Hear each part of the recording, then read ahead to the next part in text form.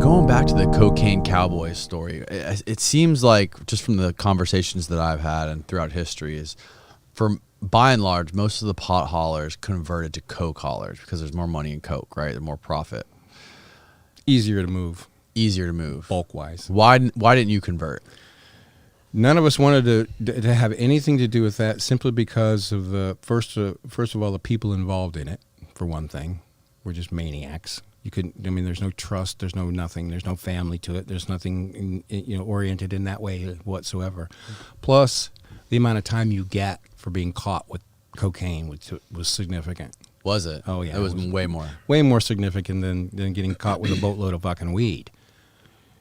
Plus, mostly it was the gang, the environment, the type of people that that were working with that. I had an opportunity several times to move coke. It would have been so easy to do. Mm-hmm. But I didn't do it for those two reasons, and I did it for a third. I didn't for a third reason. The most important one, in my opinion, is now the way this works is if you bring a load of pot in and it gets to Miami, you don't get, okay, here's your money.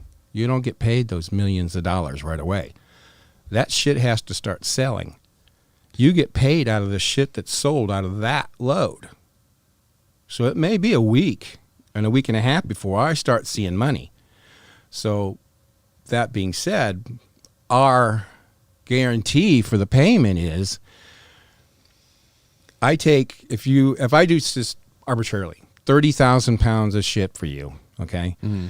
And you owe me $5 million for having done the job. That's what typically it costs to do that. Okay. You paid $300,000 for this load. You're making $9,700,000 profit on something that only took me 8 days to get to you. So I'll give you all your fucking shit except for $5 million of it that you owe me. That goes to Fort Myers. You lose your shit in Miami for whatever fucking reason, I'm getting paid.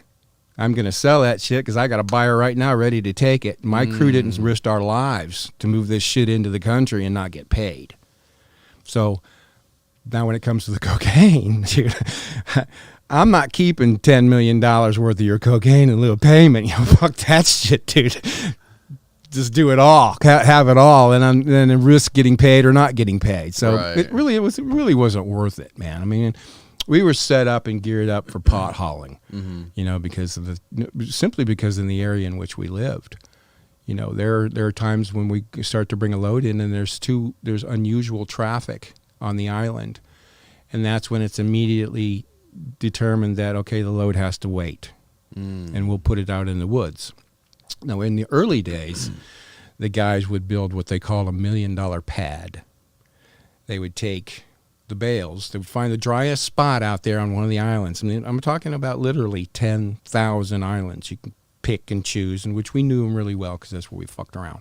This episode of the podcast is brought to you by the best bongs in the business. With Freeze Pipe's freezable glycerin coils, you will enjoy colder, bigger hits without the throat burning or intense coughing. Check out Freeze Pipe's entire line of unique pipes, bubblers, bongs, and dab rigs at thefreezepipe.com and use the code CONCRETE to save 10% off your first order. That's thefreezepipe.com and use the code KONCRETE.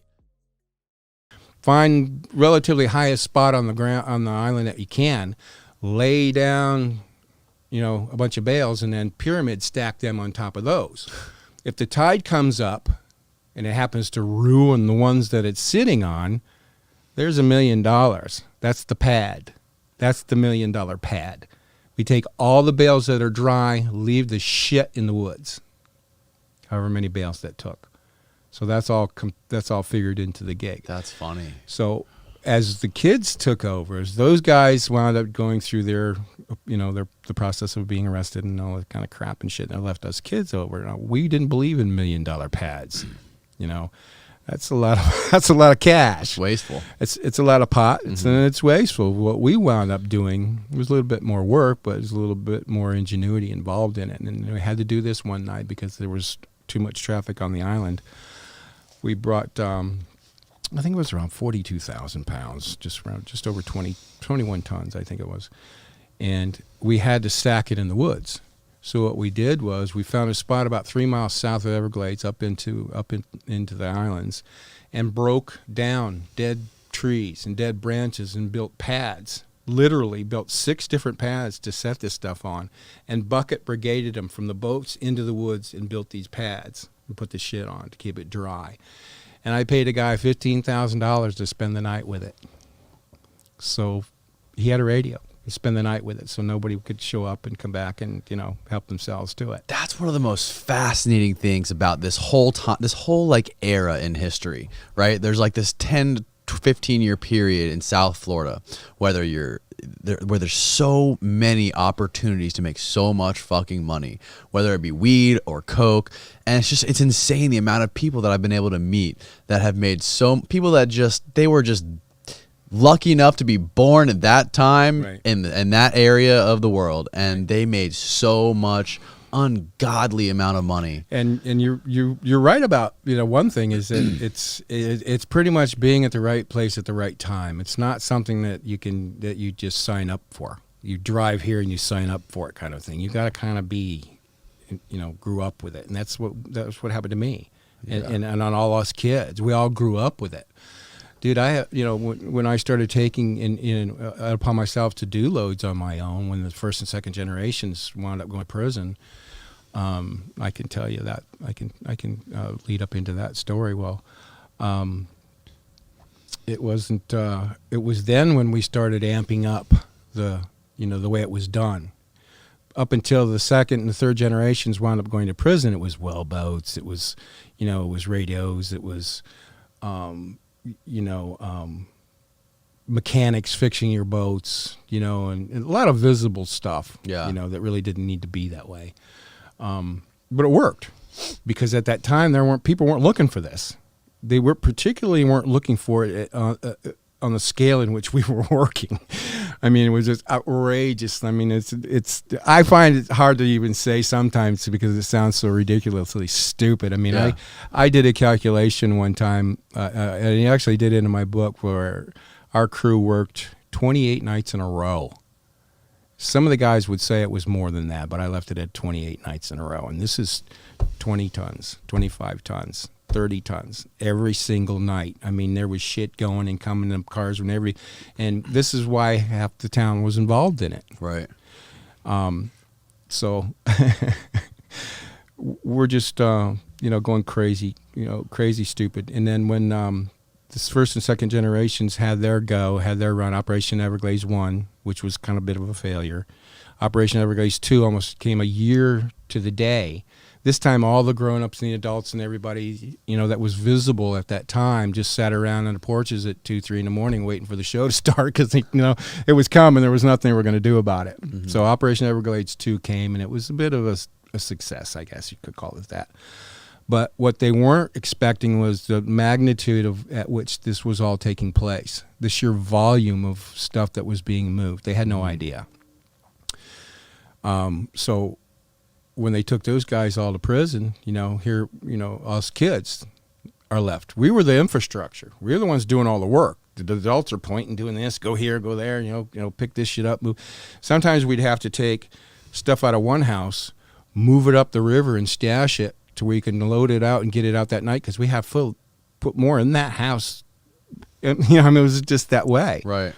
So 28 nights, some thought it was more than that, but I did a rough calculation to the tune of about 1.6 million pounds in 28 nights. Went through that little bitty 129-acre island to Miami. And during the day, because there's only one way in there and one way out, So when the Everglades Seafood Festival came around every year, boy, that was that was a winner, man. Because there were so many cars, and there's the town goes from 500 people to 30, 40,000 people, man. This shit, it's time. Right. Let's go. Let's move the shit. And there's vans and truckloads of this shit going through town, waving at people like this shit. Waving at the cops, even. 99 times out of 100, we're waving at the cops as we drive right on by them because that's the only way to get out of there. And I had a funny thing, and I'll just jump ahead real quick. I have to say this. When I was being interviewed by 2 Secret Service agents when I got arrested, I said, first question out of my mouth to them was, do you know the geography of Everglades City? Yeah. And I said, well, how many roads in there and how many roads are out of there? And there's one. Yeah, there's one. And I said, well, how many direct routes from Everglades City to Miami are there? Well, there's one. Well, yeah, there's one. And I said, well, now how do you think all those millions of fucking pounds got to Miami? It didn't go by pelicans and porpoises, for Christ's sake. It went down that one goddamn road, the only goddamn road that there was. And 9 times out of 10, we're waving at you as we're going by, you know? Shit. It was just that ludicrous. I mean, That's hilarious. and, you know, man. this is a thing that people have a hard time wrapping their mind around. Yeah. You know, because, I mean, I'm skipping around a lot, Mm-hmm. you know, but I mean, some things just need to be said in order to, you know, to complete that bit of a story and make it, you know, somewhat believable. Right. You know.